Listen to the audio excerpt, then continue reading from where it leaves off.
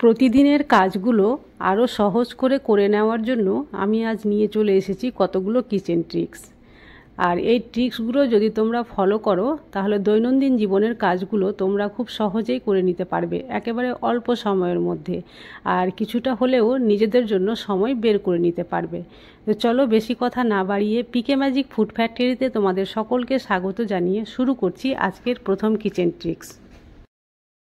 রুটি তো আমরা কম বেশি প্রত্যেকেই করে থাকি, তবে এখানে প্রশ্ন হলো রুটি নরম কয়জনের থাকে। রুটি করার কিছুক্ষণ পরেই কিন্তু রুটিগুলো শক্ত হয়ে যায়। আজকের ট্রিকটা তোমরা যদি ফলো করো তাহলে রুটি 2 দিন পর্যন্তও নরম থাকবে। তো চলো সেই ট্রিকটা কি দেখে নাও। আটাটা মাখিয়ে নেওয়ার পরে এখানে উপর থেকে দিয়ে দিতে হবে কিছুটা সরষের তেল। আমি হাতে সামান্য পরিমাণে সরষের তেল নিয়ে আটাটা আবার ভালোভাবে মাখিয়ে নিচ্ছি। এইভাবে যদি মাখিয়ে প্রায় 10 মিনিট রেস্টে ছেড়ে দিই, তারপরে সেটা থেকে লেচি কেটে যদি রুটি তৈরি করি, সেই রুটি কিন্তু অনেকক্ষণ পর্যন্ত একেবারে সফট থাকে। আশা করছি আজকের এই ট্রিকটি তোমাদের খুব কাজে লাগবে। যদি ভালো লাগে অবশ্যই একটা লাইক করে দিও। আর হ্যাঁ, এখনও পর্যন্ত তোমরা যদি আমার চ্যানেলটি সাবস্ক্রাইব করে না থাকো তাহলে প্লিজ চ্যানেলটি সাবস্ক্রাইব করে দিও, আর যদি আগে থেকে করে থাকো তাহলে তোমাদের জন্য রইল অসংখ্য ধন্যবাদ। তো চলো চলে আসছি পরবর্তী ট্রিকে।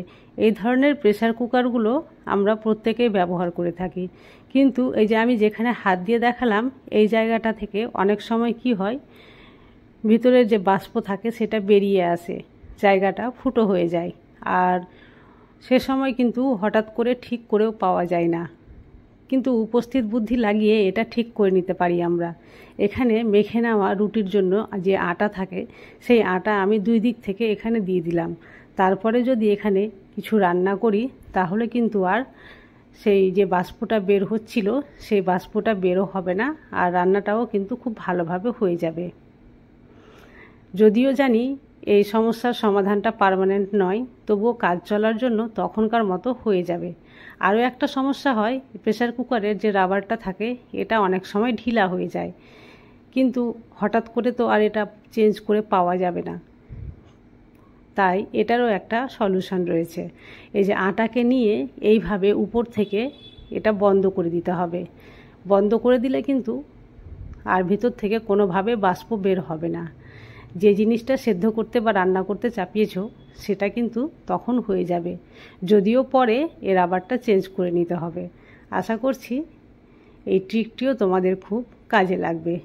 যদি ভালো লাগে অবশ্যই অ্যাপ্লাই করিও।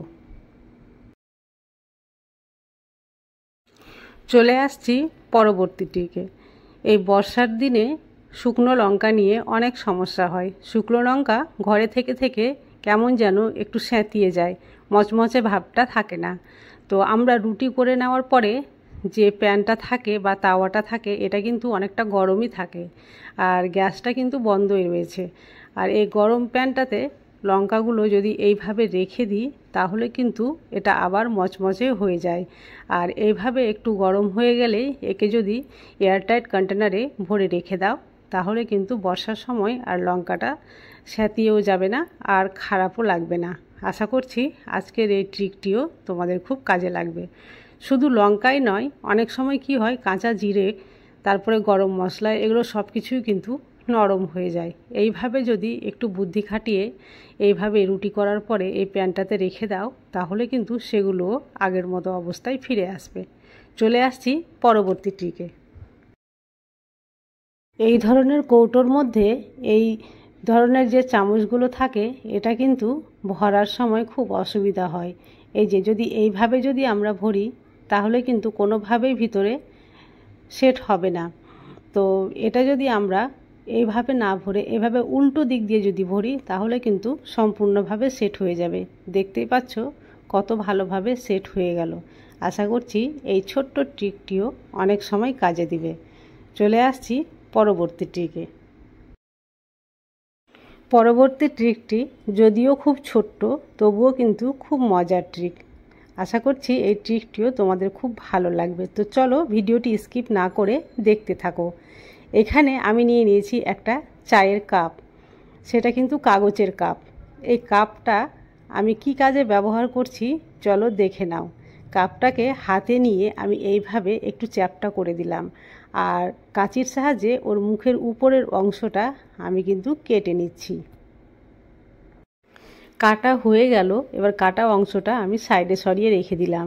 এবার যে কাপের অংশটা রয়েছে সে কাপটাকে আমি এইভাবে কিন্তু একটু হাত দিয়ে চেপে দিলাম। আমার হাতের দিকে লক্ষ্য করো, তাহলে বুঝতে পারবে আমি কিভাবে কাজটা করে নিচ্ছি। এইভাবে করে দিলাম। এবার যে উপরের যে অংশটা পেয়েছিলাম সেটাও মধ্যে থেকে আমি কেটে দেব। এই যে দেখতে পাচ্ছ এইভাবে একটা কাট লাগিয়ে দিলাম, আর সেটাও কিন্তু আমার কাজে লাগবে।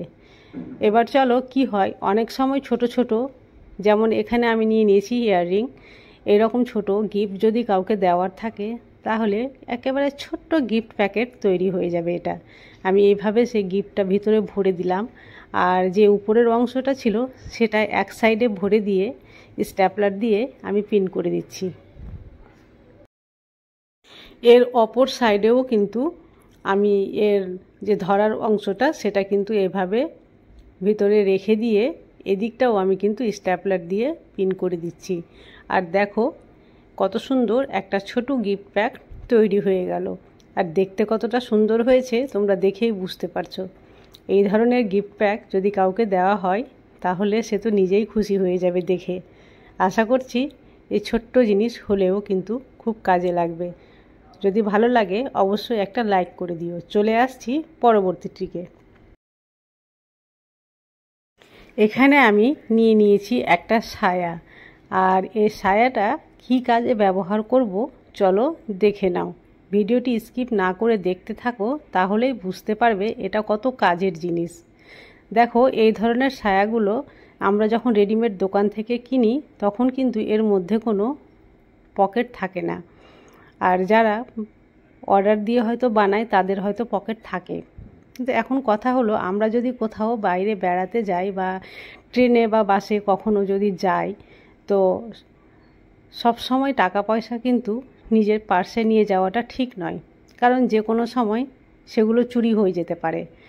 তাই বিপদের জন্য কিছু টাকা এখানেও কিন্তু রাখা যেতে পারে।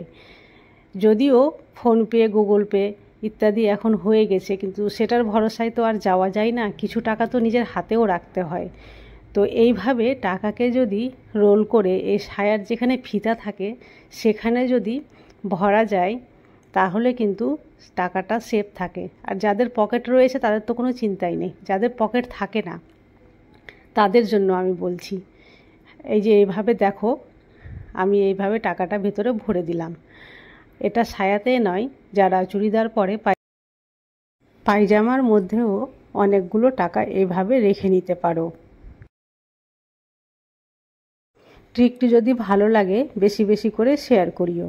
আজ তাহলে এই পর্যন্ত, কাল আবার আসবো অন্য কোনো নতুন ভিডিও নিয়ে। ততক্ষণ পর্যন্ত তোমরা সবাই ভালো থাকো।